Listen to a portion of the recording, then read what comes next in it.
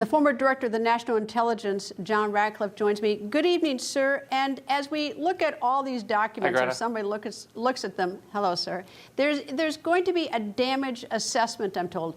What is that? How do you do that? How do you determine damage or if there's lack of damage to national security?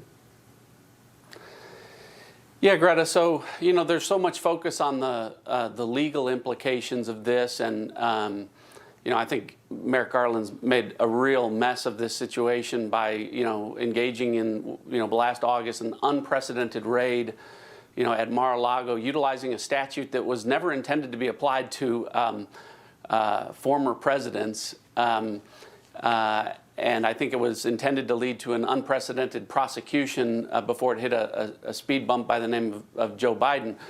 But setting the legal issues aside, the analysis from a national security standpoint, if you want to compare the cases, it's actually much worse in the case of President Biden than former President Trump. So what my successor as the Director of National Intelligence is doing in both cases, this national security damage assessment, will look at the number of documents, the type of documents, how many top secret documents, but then also, Greta, the question that also factors in is the likelihood that there was exposure or disclosure of classified information in such a way that our adversaries may be able to access it or take advantage of it. And that's where, in the case, as President Trump said himself there, from the minute that he left the White House, all of the classified documents in question were under the watchful eye of the United States Secret Service 24 hours a day, 7 days a week since he's left. In the case of President Biden, folks don't know this, but a vice president has a security detail for the first 6 months after they leave office. After that,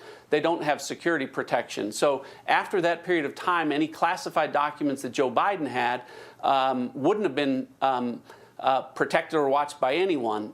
To make matters worse, in doing this analysis, the DNI is going to have to factor in that instead of just one location, we've now found 4 or 5 different sets of documents in multiple locations.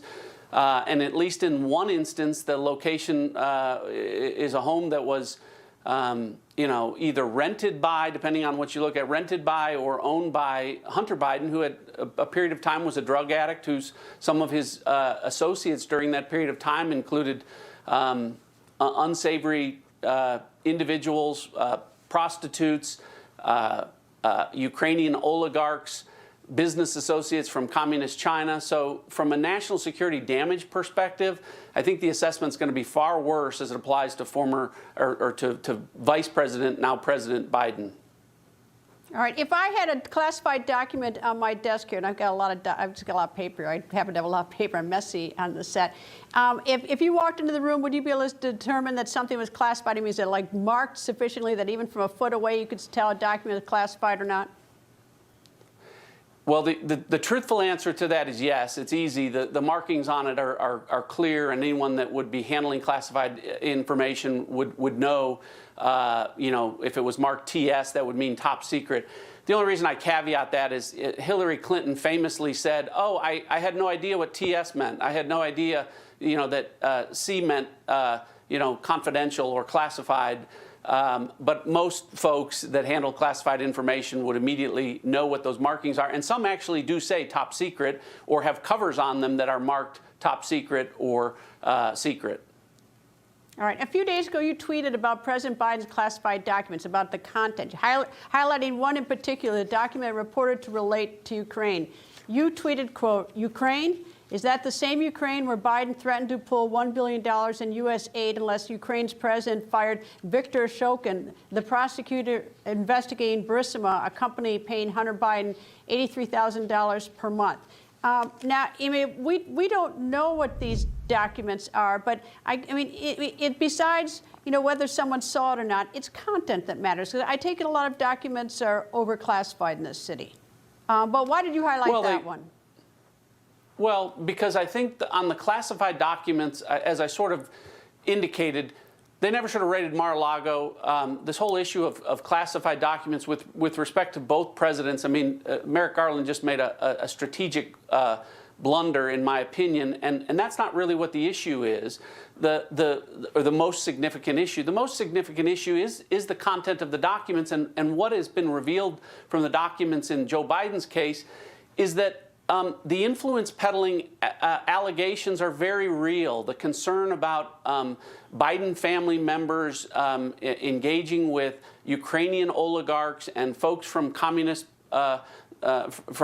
China and tens of millions of dollars flowing into organizations associated with the Bidens, all of that is very real, and there's a lot of intelligence that relates to that, and that's the reason that I highlighted that, and those are the things that I think really, there is a national security concern, and that's really where the focus should be. Well, as long as we have mystery about what these documents are, this story is going to go on and on. President Biden does have the authority to declassify it, and I think it behooves me to declassify them if they aren't declassified, if they have, if they can be declassified. That's not national security, so that we can sort of put that to rest. Or I think you should somehow make a statement so that we understand, because this whole Hunter Biden and Ukraine, and there are 196 countries in the world, and he has in one of the 3 countries he has is Ukraine in these documents, naturally is going to fire up all sorts of suspicion, and not unreasonably so. But I'm taking the last word on that. Director John Ratcliffe, thank you, sir.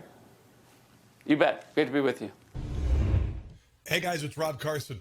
Your retirement funds are being threatened with even more losses from record inflation, recession, and skyrocketing interest rates. Fortunately, the highly trained specialists at American Hartford Gold can show you how to protect your savings and retirement accounts by diversifying your portfolio with physical gold and silver. If you call them right now as a special offer, they will give you a free gold coin on your first qualifying order, so don't wait. Call 866-935-4309. That's 866-935-4309, or text Newsmax to 65532. That's Newsmax to 65532.